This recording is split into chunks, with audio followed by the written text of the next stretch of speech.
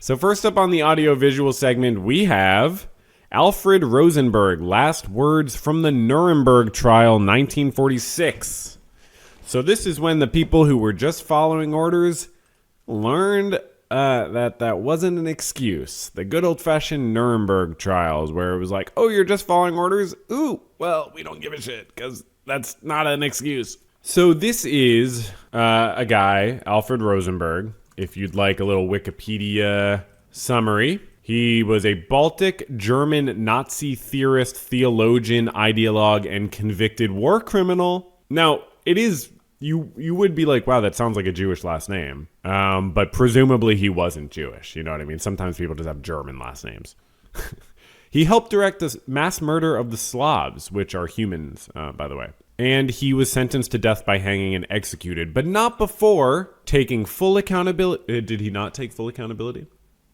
Oh, okay. Thank you for cutting me off there, Donna. You were very quick on it there, and I got to give you credit for that. Okay, let's subscribe, first of all, to German speeches. That sounds good.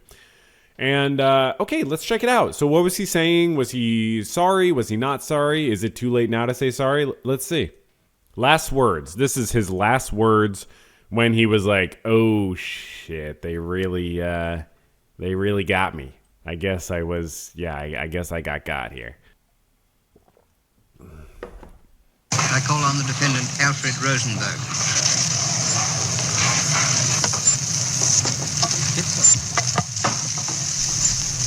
Die Ankläger haben über die Wiederholung Die Ankläger haben über die Wiederholung der alten Beschuldigungen hinaus in stärkster Weise neue erhoben. So seien wir alle zu geheimen Beratungen zugelassen gewesen, einen Angriffskrieg zu planen. Which means, in addition to repeating the old accusations, the accusers have raised new ones in the strongest possible terms. They claim that we were all admitted to secret consultations in order to plan a war of aggression. So that's sort of a classic beginning to not taking accountability. First of all, it's like this complaint that there are new accusations. Like, what? First, I had to deal with other accusations. Now I have to deal with new accusations. That's sort of classic. You can think of like an analogy of like a man getting caught cheating. Which, by the way, I spent... yesterday, I was like watching all these videos on YouTube of like compilations of TikToks of women telling like crazy stories of catching guys cheating. I just found it super fascinating on so many different levels. But it is a good analogy just for like someone getting caught doing something, right? Obviously, completely different scale. But, you know, you could be like, wait, you could imagine a guy being like, oh, wait, what? You accused me of doing that. Now you're accusing me of doing this. And it's like, yeah, I'm accusing you of two things. You know what I mean? I'm accusing you of two. And then also like, oh, you're raising them in the strongest possible terms. Like, couldn't you minimize some of the things I did as you accuse me of them? And then there's this classic one, which is the idea of it wasn't intentional. We weren't in secret consultations in order to plan a war of aggression, which is sort of the war crime way of saying it wasn't intentional. I didn't plan on it. I didn't realize it would hurt you so bad. I didn't know that it would lead to that, you know? Anyways, let's keep going. der alten Beschuldigungen hinaus in stärkster Weise neue erhoben. So seien wir alle zu geheimen Beratungen zugelassen gewesen, einen Angriffskrieg zu planen. Ferner sollen wir die behauptete Ermordung von 12 Millionen Menschen befohlen haben. Furthermore, we are claimed to have ordered the alleged murder of 12 million people. So he's not even admitting that people were murdered at this, you know, and he's already been convicted. So clearly zero awareness. All these accusations have been summarized under the term genocide. Yes. Yes, that's correct, buddy. Yes, we're aware. Genozidium, Völkermord, zusammengefasst. Hierzu habe ich Folgendes zu erklären. I have the following to say about this. I know that my conscience is completely free of such guilt of aiding and abetting genocide. Okay. That's not saying you didn't do it, though, right? That's not saying you didn't do it.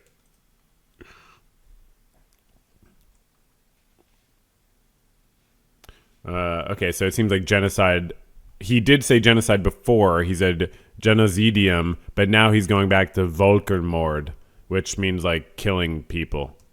Ich weiß mein Gewissen völlig frei von einer solchen Schuld, von einer Beihilfe zum Völkermord. Statt die Auflösung der Kultur und des nationalen Gefühls der Völker. He says, instead of pursuing the dissolution of the culture and national sentiment of the peoples of Eastern Europe, I have advocated the promotion of their physical and spiritual conditions of existence.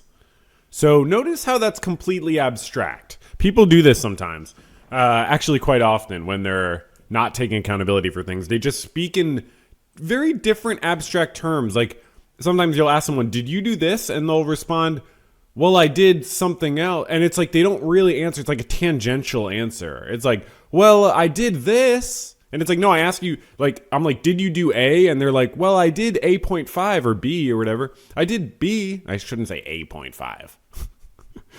They're like, well, you know, you're like, oh, did you do A? And they're like, I did B. And it's like kind of similar to A. And you're like, did you do A? Like, this is, you know, irrelevant. Like, we all know, like, he was not being accused of not promoting the spiritual conditions of existence. By the way, as you're watching this will happen again. We know that there are a lot of people who need to face international war crime tribunals. And they will. Duterte, for instance. Many other people. Like, it's happening. This will continue happening. This is the only way the world gets better. Thousands more trials like this. Seriously. Dead serious. Ihrer physischen und seelischen Daseinsbedingungen. Daseinbedingungen. Spiritual conditions of existence. Seelischen Daseinbedingungen. Whatever, dude.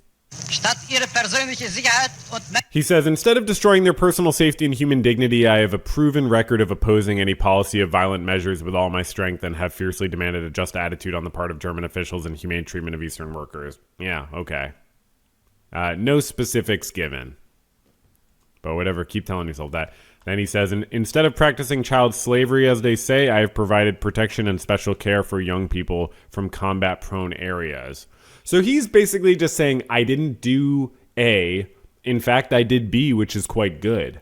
But doing B is not really an argument that you didn't do A. Like, to prove you didn't do A, you'd have to say the evidence of me doing A is false. Then he says, instead of eradicating religion, I restored an edict of tolerance, of freedom. So he's just doing the same thing, essentially, yeah. In Germany, I demanded freedom of conscience and representation of my ideological convictions, granted it to every opponent, and never initiated religious persecution. So, yeah, I mean, you know, he's just saying I did really good stuff, which is, yeah, it's sort of like if a guy cheats on his partner, and then the partner's like, oh, like, you cheated on me, and he's like, I've always provided for you. He says, the idea of the physical extermination of Slavs and Jews, i.e. the actual genocide, never occurred to me, let alone that I propagated it in any way. So again, just, it wasn't intentional. It didn't occur to me. The idea didn't occur to me. He's not saying he didn't do it. She's just saying it didn't occur to him that he did it. He says, I was of the opinion that the existing Jewish question had to be solved by creating a minority right, emigration, or by settling the Jews in a national territory of a period over a period of decades. So he says, I wanted more of an apartheid. I wanted a slower genocide. I wanted to displace these people from their country that they helped build. That was my opinion, you know. Which, like, you know, citation needed, right? But we're not deep diving into all this. We're just looking at this and sort of what he said before he was held accountable. But yeah, you can imagine, like, more like liberal Zionist Israeli genocide leaders saying something similar, like, "Oh, I thought that we like." There's probably a very similar quote by Israeli Zionist, Israeli leaders saying, "Well, I just thought we should settle the Palestinian question more slowly, make them emigrate, settle them somewhere else, and so on." And also notice him saying settling the Jews into national territory. That points to the overlap of anti-Semitism and Zionism. And you can read more about that somewhere else. There's a significant overlap. He goes on to say the British government's white paper shows how historical developments can give rise to measures that were never previously planned. Okay. So he's basically saying we didn't plan a genocide. It just kind of happened. It's like parents come home and their kids throwing a party, and he's like, I didn't plan a party. People just showed up. And they're like, well, you should have not let them in. Except in this case, it's not a child. The practice of the German state leadership during the war, which was proven here in the trial, was completely different from my opinion. Oh, okay. Okay, so he's saying, yeah, they did a genocide. I was not down with it, though. I was thinking in my head about all the good stuff. He says, Adolf Hitler increasingly attracted people who were not my comrades but my opponents. I have to explain their disastrous deeds. No. You're on trial for yourself. This was not the implementation of National Socialism for which millions of faithful men and women had fought, but its shameful abuse and degeneration that I deeply condemn. Oh, interesting. Okay. So, you thought it would be possible to do National Socialism without the sort of nationalism part of it, I guess.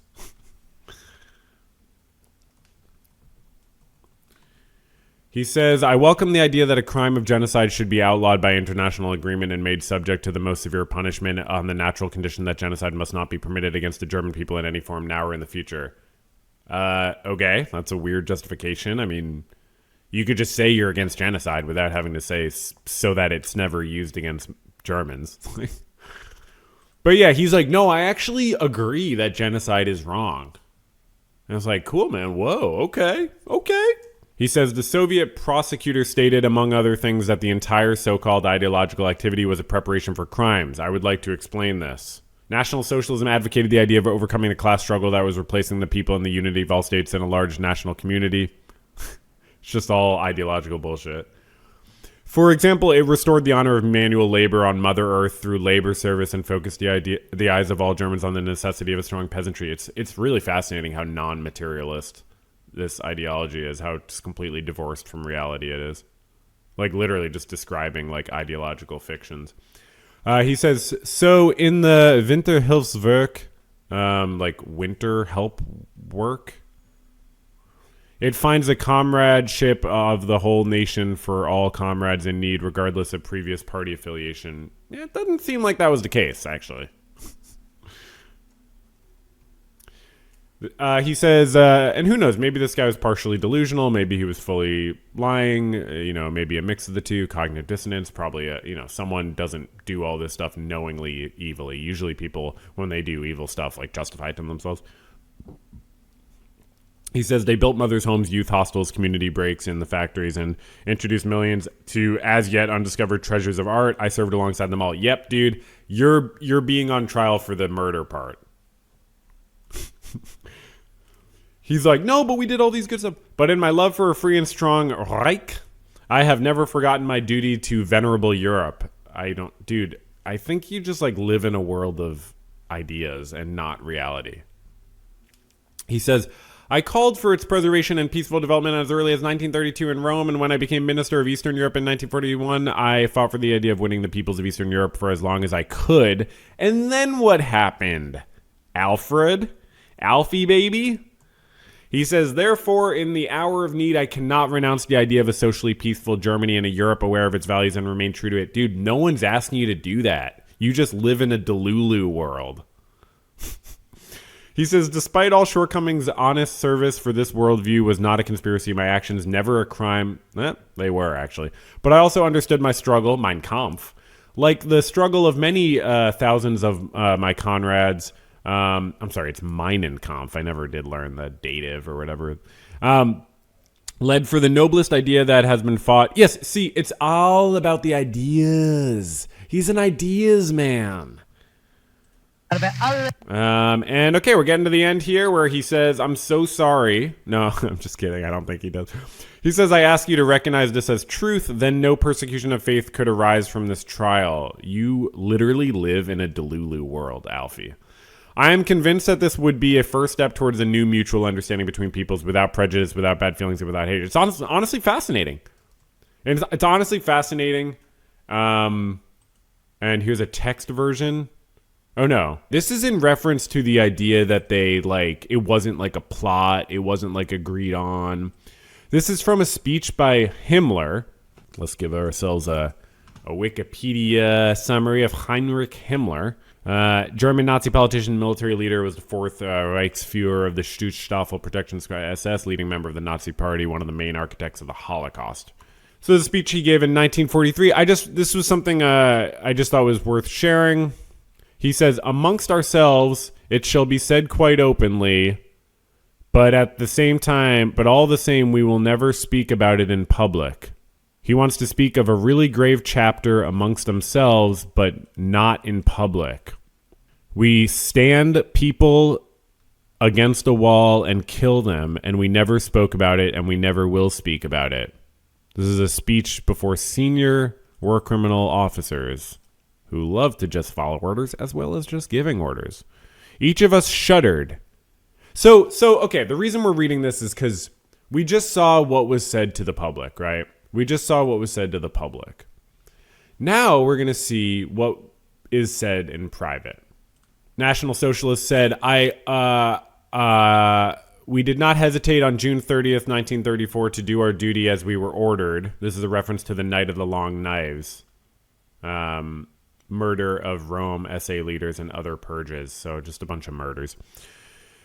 To do our duty as we were ordered, and to stand comrades who had erred against a wall and shoot them, and we never spoke about it, and we never will speak about it. It was a matter of natural tact that is alive in us, thank God, that we never talked about it amongst ourselves, that we never discussed it. Oh, thank God that we didn't want to discuss murdering people. What a lucky coincidence. Each of us shuddered, and yet each of us knew clearly that the next time he would do it again, if it were in order and if it were necessary. I am referring here to the evacuation of the Jews, the extermination of the Jewish people. This is one of the things that is easily said. The Jewish people are going to be exterminated. That's what every party member says. Sure, it's in our program, elimination of the Jews, extermination, it'll be done. And then they all come along, the 80 million worthy Germans, and each one has his one decent Jew.